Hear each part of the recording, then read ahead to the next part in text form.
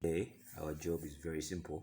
We are going to look at informal language, which is on page 125. Page 125, English Learner's Book. English Learner's Book, page 125. It's on the corner there. They're saying a helpful hints. Yeah, informal language. Now, what is informal language? So, informal language is used in everyday speech. If we can go to the first slide, informal language is used in everyday speech. What it means is that each and every day we use informal language, knowingly or unknowingly. Each and every day we use informal language, knowingly and unknowingly. You can use it. Maybe you can think it's just used language, normal language, but you're using informal language. Now, let me tell you this. Usually, this informal language is used by commentators. If you are watching football, you find out that commentators use this informal language, okay, to play around with English words. Again, this informal language is also used in movies, usually, to make it interesting. So, informal language usually is used by commentators, those who watch football. You find that these guys they use this informal language to make it entertaining. The movies they also use informal language to make it entertaining, and literature guys they like using informal language again so that they make literature to be fun. Now, informal language. So as I said at first, informal language is used in everyday speech. Each and every day we use informal language, sometimes consciously and sometimes unconsciously. Now, informal language is used in everyday speech. That's what the first slide say. So this type of language includes words and expressions which are widely known and understood.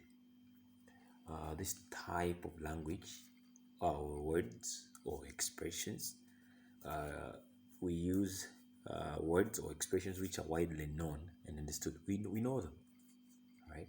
So it's just a combination of words and we make an expression, and that expression is an informal language. Now, sometimes these words or expressions can be confusing, especially these expressions. By the way, sometimes expressions are known as idioms, English idioms, and they're very confusing because you really gotta know the meaning of it.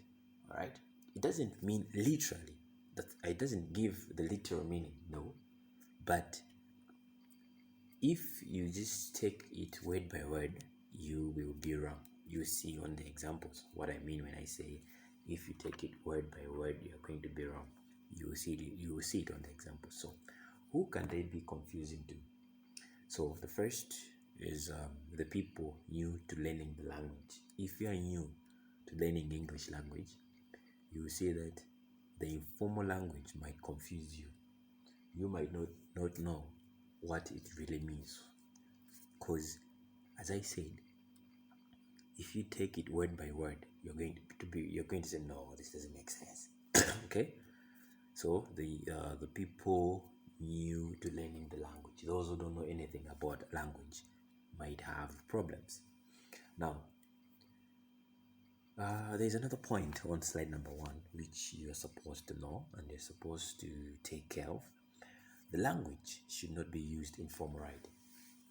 If you are writing formal writing, make sure that you do not use informal language, because if you use informal language, then the formal writing won't make sense. Okay, formal writing, you have to make each and every point should be well understood.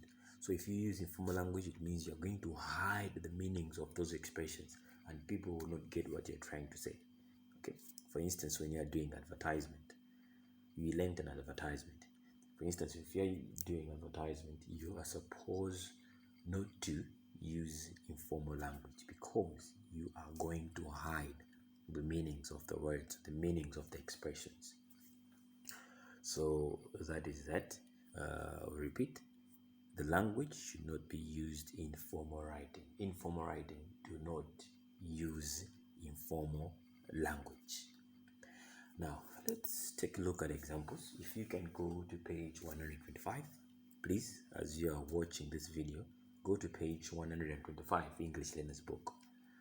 The first one is it rain cats and dogs. It rain cats and dogs. The first thing, let's go to the literal meaning of raining cats and dogs. So you say on Saturday it rained cats and dogs. So you start thinking. So the heaven opened, right? The clouds were brown and dark, and cats and dogs started coming from heaven. No, that's not it. But what does it mean? The second point, it means it is raining really hard, or there was heavy rains, or there was heavy rains. Okay, there was heavy rains. For instance, on Sunday, I mean, which was yesterday, you can say that on Sunday it rained cats and dogs. What it means there is that it was raining really heavily. Okay, let's go to the second one. They say the computer costs an arm and a leg. The computer costs an arm and a leg. So you'll be like, a computer costs an arm and a leg. What does it really mean? Arm and a leg. So what it means is that an arm and a leg are very expensive. I mean, if you lose your arm and if you lose your leg, there is nowhere where you can get it fixed. It's gone. Okay, it's gone. One leg, that's all you have. So it's expensive to fix those things. That's why they're saying the computer costs an arm and a leg. What it means is that the computer is expensive. Okay, the computer is expensive. We go to the second one. The third one, I should say. The new game is mega. The new game is mega. The new game is mega. What it means there is that the new game is really good. So what it means mega is, it means really good. Mega means really good. Mega means really good. Now, this is the one which most of us are gonna say, oh, kids. Now, all kids like chocolate, right? All kids like chocolate. Now, does it mean that kids an informal language? Yes, exactly. Kids is not a formal language. Kid is not a formal language. It's an informal language. Okay, all kids like chocolate. What does it mean? It means that all children like chocolate.